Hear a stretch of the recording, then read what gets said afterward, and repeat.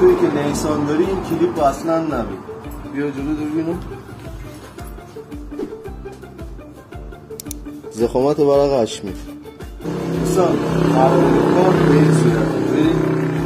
اول از زیر آستر میخوره، بعد موم دوستان سوال کردن این موم هافمنه، دیگه بهترین مارک موم. بعد میای و همین صورت موم پاشیش میکنه.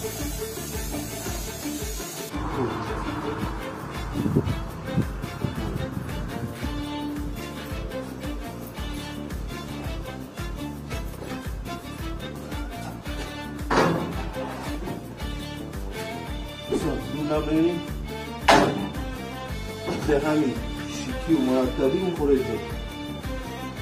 کاری هم که من انجام میدم ببینید ما انجام میدیم به هیچ عنوان لبای کار جوشکاری به هیچ عنوان انجام نمیشه، تماما با پیچ و موره بدون یه خود جوش اضافه.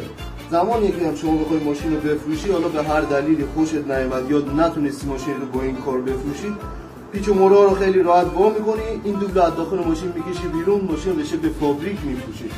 هیچ مشکلی بابت تعویض پلاک و این جور چیزا هم نداره به این عنوان.